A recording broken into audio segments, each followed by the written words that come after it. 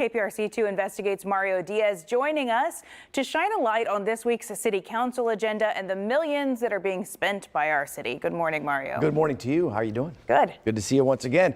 We're going to take a moment first, though, Haley, and remind everyone exactly why we do this segment every single week. And it's unlike anything that Houstonians will see pertaining to city council. And the reason for this is because we're looking out for you, our viewers, because your money is being spent every single week at City Hall, and it matters how they're spending it because this is all your tax dollars, and they're investing it into the city, and this is what the city, a lot of money, and these millions of dollars that you pay a lot of money for, and our viewers pay a lot of money for, is what the city taps into to operate the city of Houston. And they do this every single Wednesday at City Hall. 16 council members who will spend millions on items that are designed to benefit Houstonians on paper. Sure. So what are we looking at this week? Well, it's another busy week here. Okay. So last week we had 35 items. This week it's around 36. And the one that comes top to mind first deals specifically with just that, the mind, mental health. Okay. All right. So mental health is a huge concern right now. It's considered a crisis in this country. In recent years, a lot more light has been shed on it because of the pandemic. So what exactly is the city council proposing? Walk with me now, and I'm going to show you exactly what this means. It's going to be agenda item. Oh, I think we're going to go right there. Yes. Number 6, approve spending authority in the amount to exceed. Are we going to have it pop up? If we don't, that's okay. Oh, it's right there. Forgive me, Haley. I took a little step too early. There you go. Spending authority in the amount of $100,000 for professional psychological services with Jessica Peller for Houston Fire Department 12 months general fund. You can see she has a lot of letters after her last name. This agenda item is designed for a psychologist, in this case, Jessica Peller, to help HFD personnel with a wide range of services, including, and this is important here, obviously, counseling, consultation, crisis intervention, available both virtually and in person as needed. She will help support personnel, according to the city, through psychological wellness programs focusing on areas such as suicide prevention, post-traumatic stress management, and anger management. And as you know, Haley, mental health is a significant problem nationwide, but it obviously is something that in this case is focusing strictly on first responders, HFD.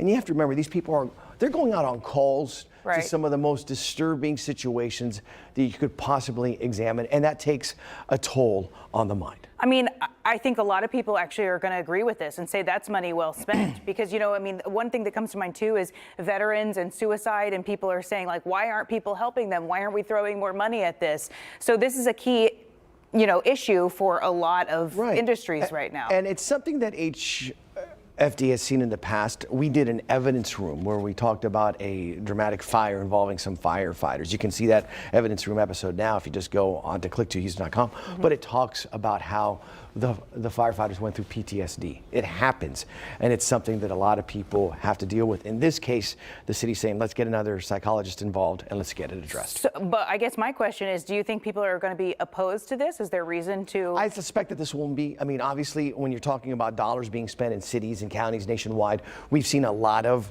items pushed into this direction because mental health is no longer taboo to talk about. People are discussing it more. They're acknowledging it. You're seeing more commercials about it on television. Yeah. So I suspect that everyone understands this and they're going to push forward with this. Okay. All right. So there's another agenda item that you're looking at today? Yeah, number 14.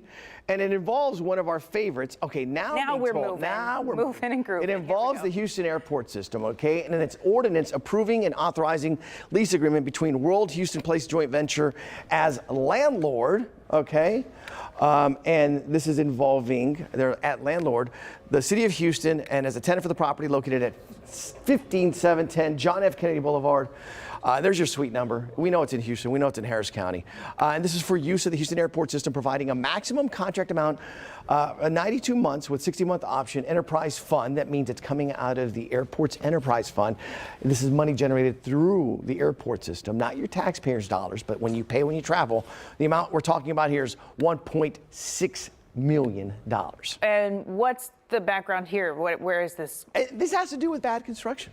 It's a bad building situation that airport personnel are dealing with. They have an airport facility over there off of Lee Road, and it's forcing its supply management division to basically go find a new home and move. And since there's not enough office space within the airport system right now, they're looking to lease this as a sort of a Band-Aid close to the facility there at JFK Boulevard. What is fascinating here is the fact that a few years ago, the airport system built an entire new building, if you recall, to house the iTrip program.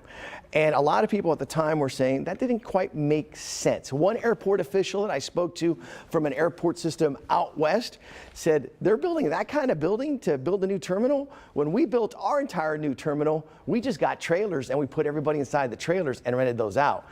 So this is what's intriguing here, is that now you have a building that they built in the past for a construction project. And then you have the challenges here of this one building on Lee Road that's not living up to par. So the airport system is going to rent. It's going to rent now. They're not building a new building. They're going to But this is how much it's costing taxpayers. to rent this place. And you're going to need those, obviously, you're going to need the supply division employees to be involved with the operations of the Houston airport system. Now, it will be intriguing to see if they continue to rent out after this period, or if they're going to do some new construction tied to the airport system to help house more employees. I'm sure you'll find out the answer to Well, we've been on top of the airport for quite some time. You know that. Yeah. All right. As always, he is Mario Diaz. And again, this segment is called Pop Off Politics. It's one that you come in and do every Tuesday morning. We do.